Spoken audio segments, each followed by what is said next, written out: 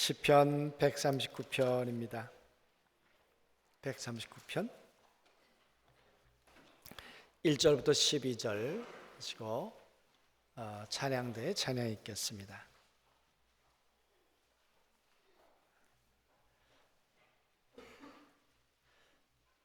여호와여, 주께서 나를 살펴보셨으므로 나를 아시나이다.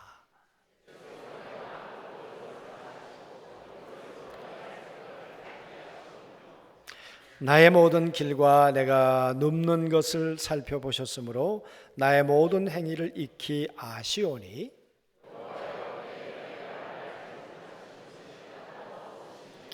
주께서 나의 앞뒤를 둘러싸시고 내게 안수하셨나이다.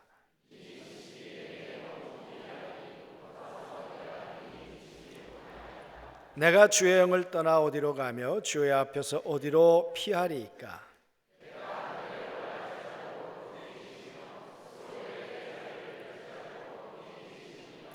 내가 새벽 날개를 치며 바다 끝에 가서 거주할지라도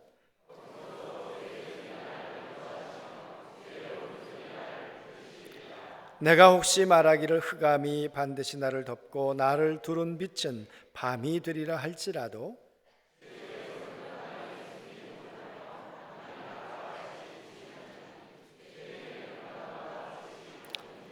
아멘.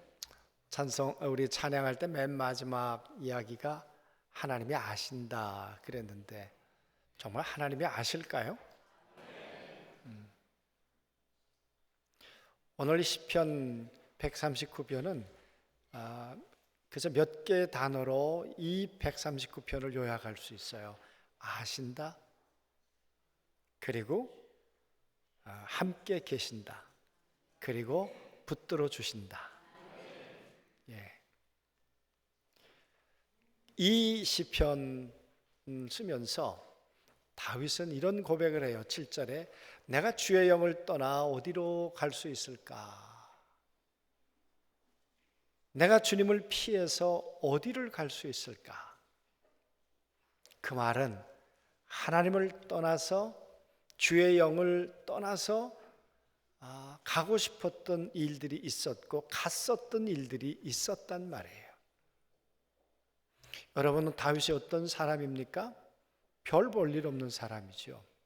그의 가문이 대단합니까? 아니잖아요.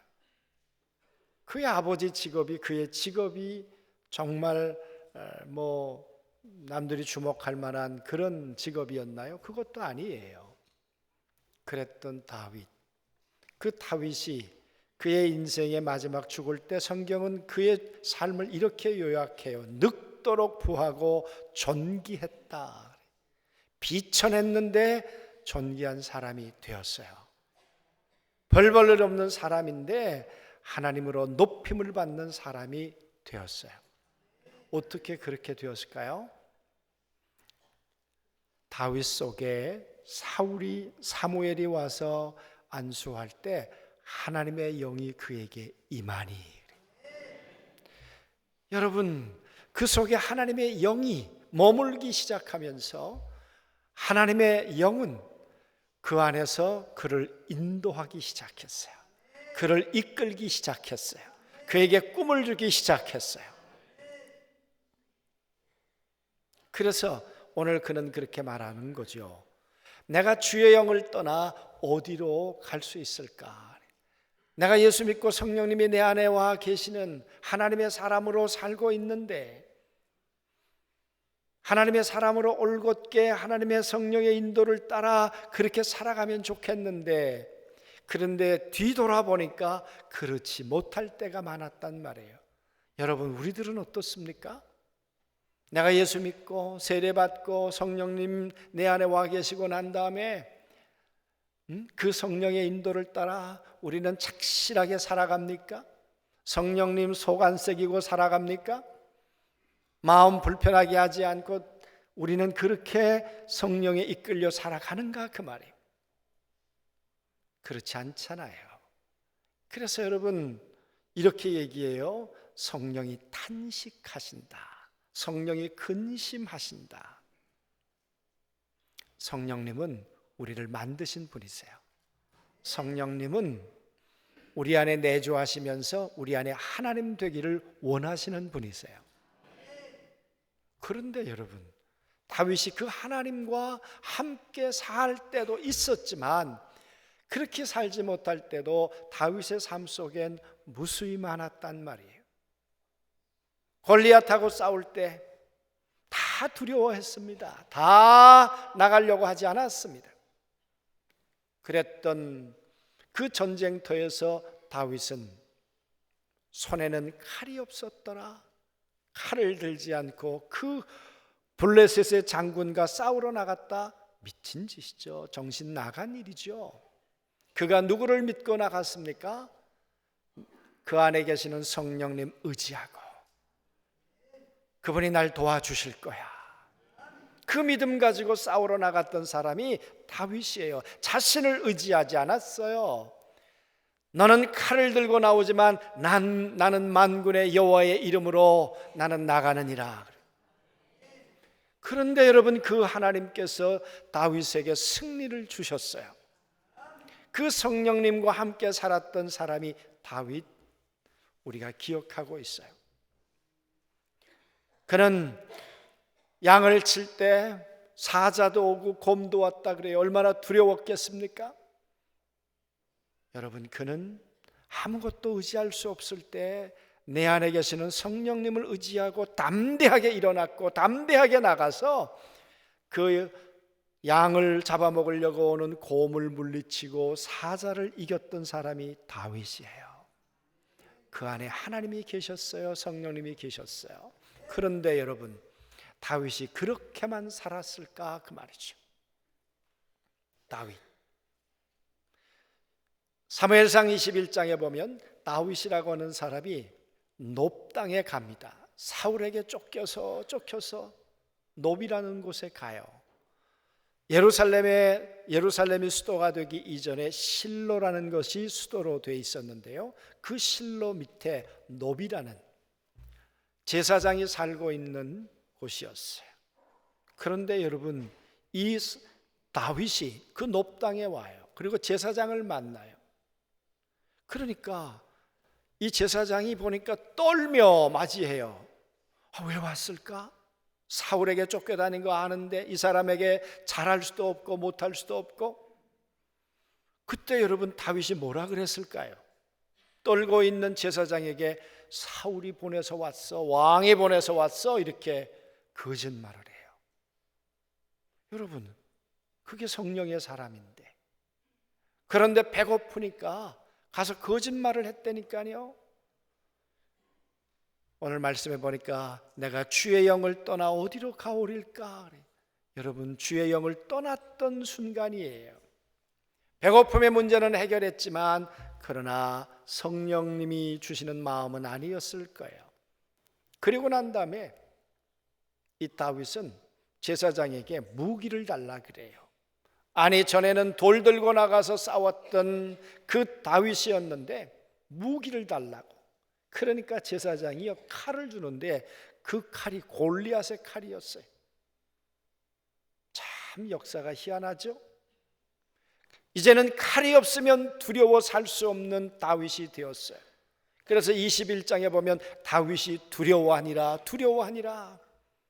하나님의 거룩한 성령을 따라 담대했고 평안했던 그의 마음은 왜 이렇게 무너져 버렸습니까? 주의 영을 떠난 거예요. 그리고 그는 두려움의 포로가 되어서 칼이 없으면 살 수 없는 사람이 되었고요.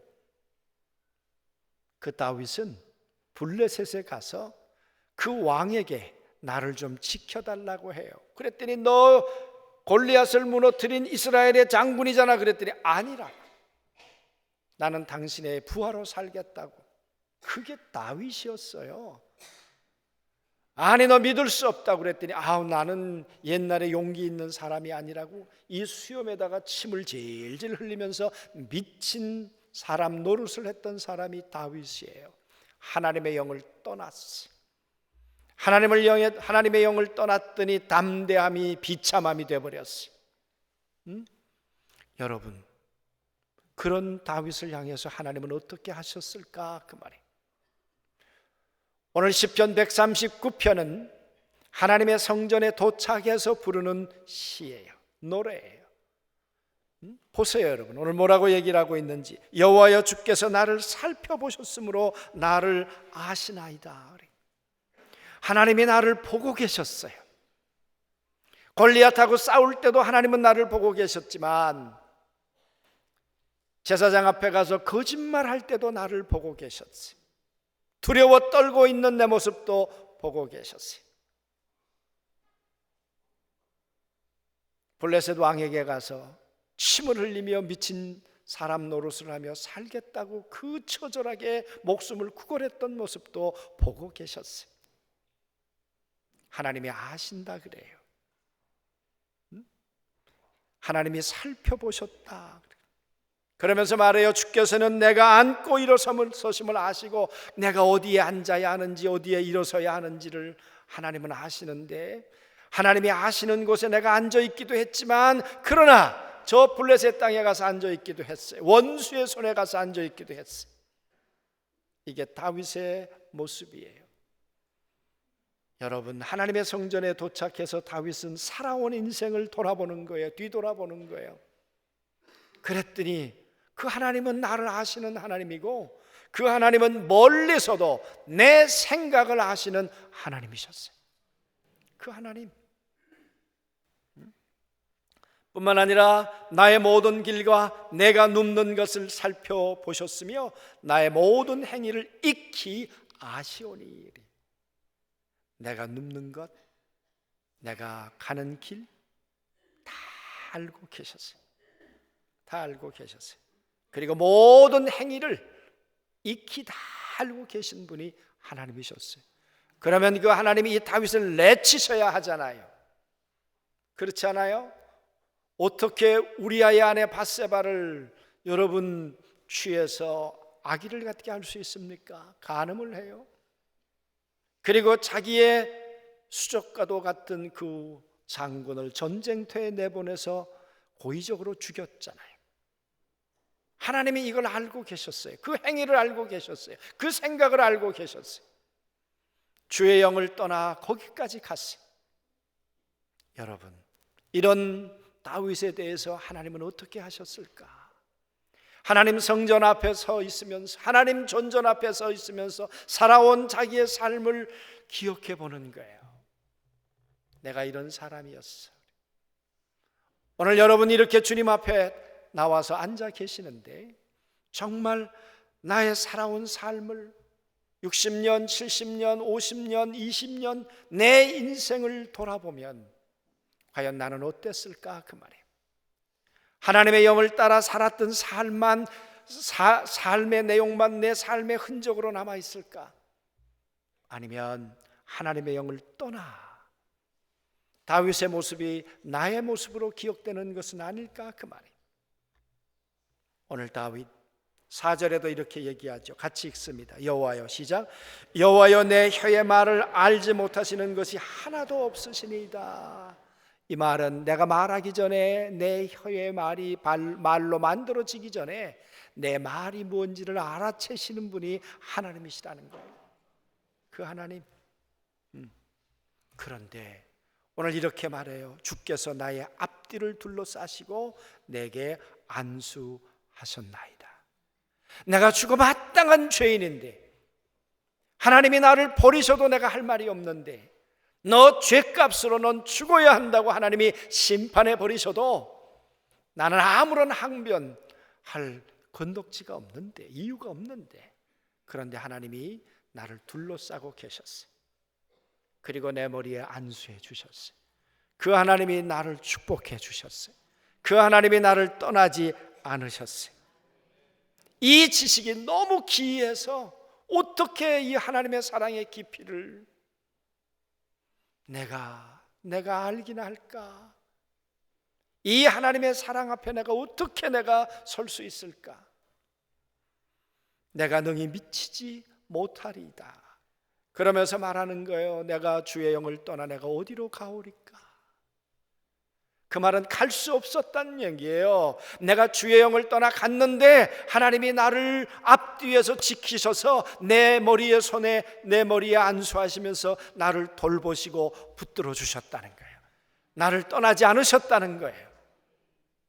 나는 주님을 버렸지만 그분은 나를 버리지 않으셨다는 거예요. 주의 앞에서 어디로 내가 피할 수 있으리까? 어디로? 내가 하늘에 올라갈지라도 거기 계시며 스올에 내 자리를 펼지라도 거기 계시니이다. 하나님이 나를 아실 뿐만 아니라 나를 아시는 하나님이 거기 계셔서 나와 함께 해주셨어요. 나를 받아주고 계셨어요.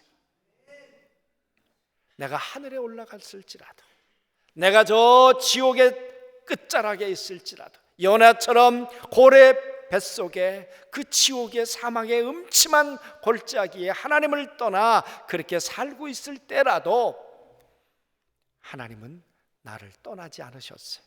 그 하나님은 나를 붙들고 계셨어요. 이것이 예배자 다윗이 오늘 하나님 앞에서 떠올리는 기억들이었어요. 하나님이 떠나지 않으셨어요. 내가 새벽 날개를 치며 바다 끝에 가서 거주할지라도, 이 말은 깜깜한 어둠이었다가 이제는 동력이, 태양이 떠오르기 시작하면서 이제 바다에 빛이 비추기 시작하면 그 빛은 동에서 서까지 순간 비춰요. 하나님 앞에 내가 동쪽에 있었는데 하나님을 버리고 저 서쪽 끝에 죄악의 자리에 내가 갔을지라도, 10절 같이 읽습니다. 시작.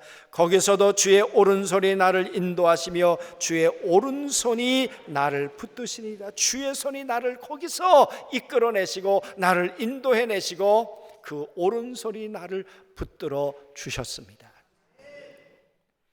그 하나님이 나를 붙들어 주지 않으셨다면 오늘 내가 이 예배자로 설 수 있을까? 그 하나님이 나를 버리셨다면 나는 오늘 예배자로 설 수 있을까? 나는 하나님 앞에 감사자로 설 수 있을까?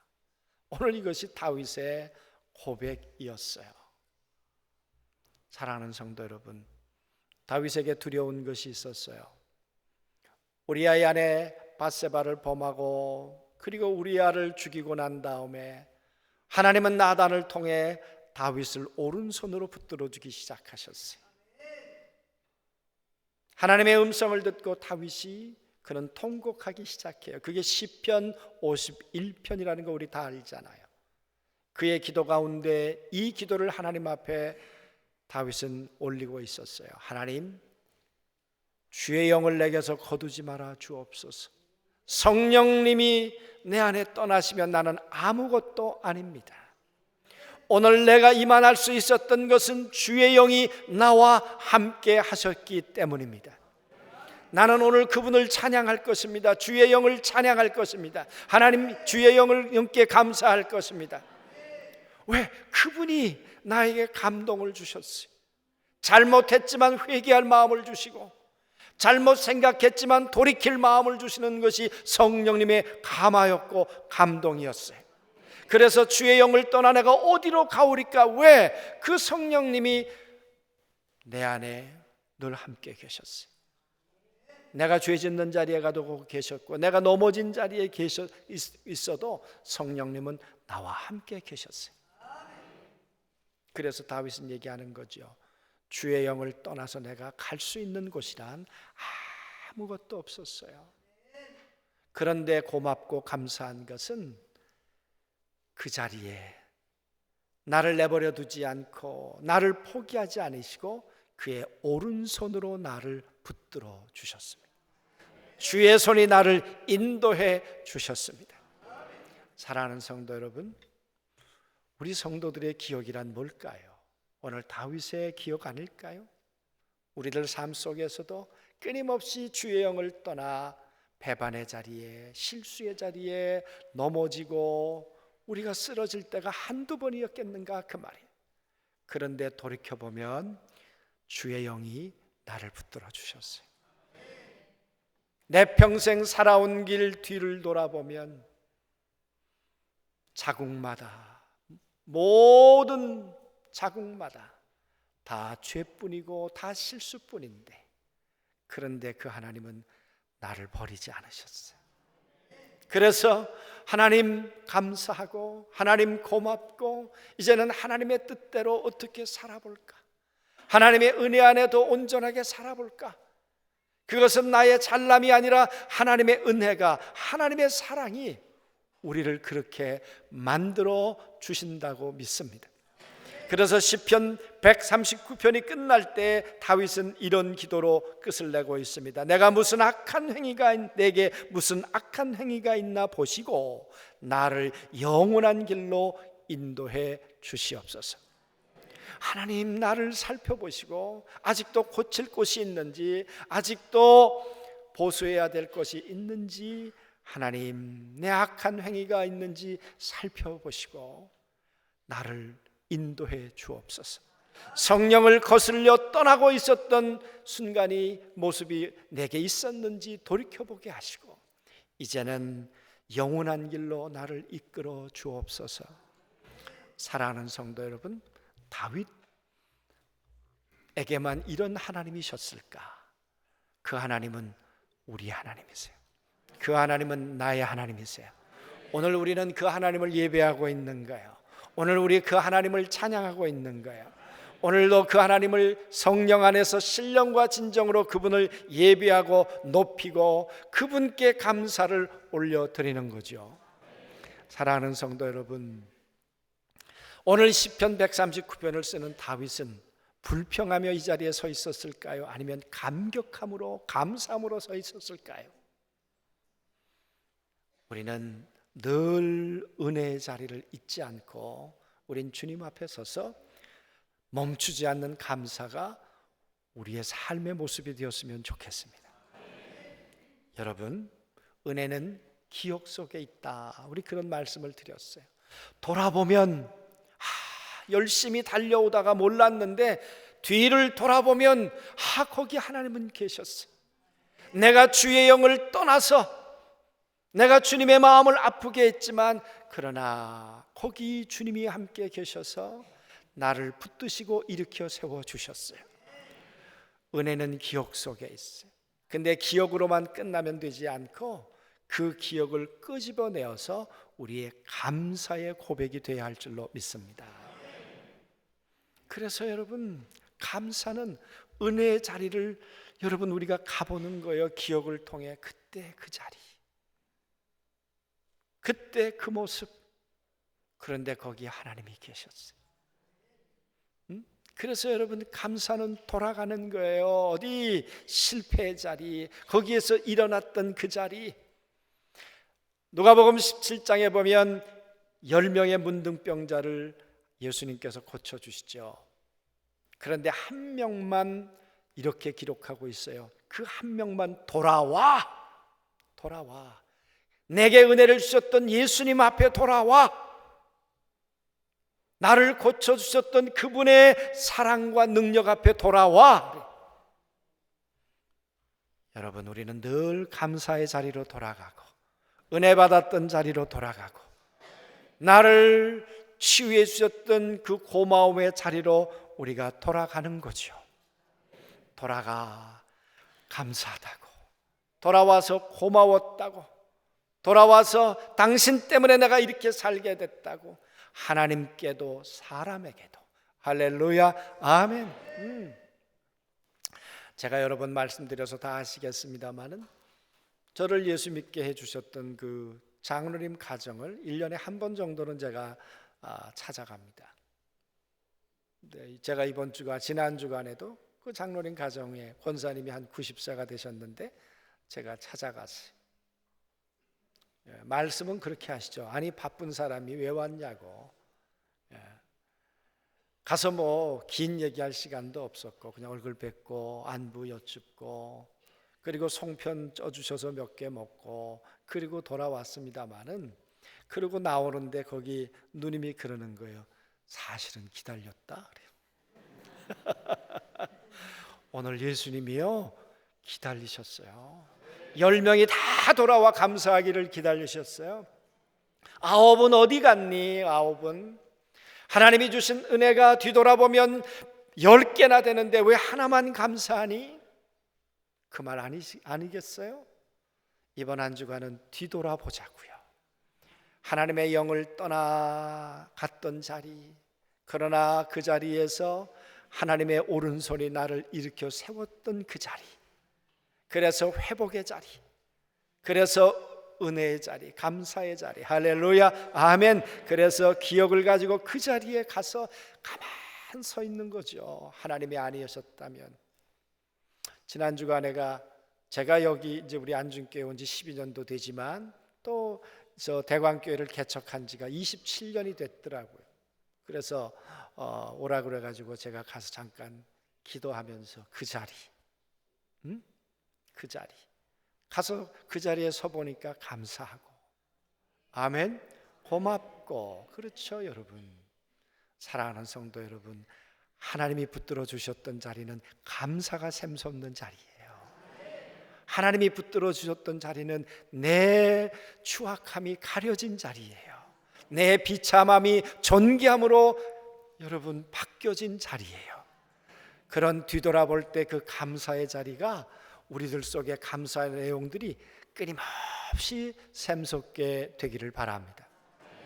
왜 추수감사주의를 지켜야 되나? 저 청교도들이 한 것인데, 아니, 우리의 믿음의 선배들이 그렇게 살았어요. 우리의 믿음의 선배들이 감사해야 될 것, 주의 영을 떠나서 하나님을 가슴 아프게 했던 그 자리가 있었지만 하나님이 붙들어 주셨던 그 자리, 그걸 잊지 않으려고 감사하고 고마워하고, 할렐루야, 아멘. 그랬던 것처럼 우리 다음 주 추수감사절은 돌아보고 감사할 내용들을 일일이 한번 기록도 해보시면서, 하나님 정말 주의 오른손이 저를 이렇게 붙들어 주셨습니다.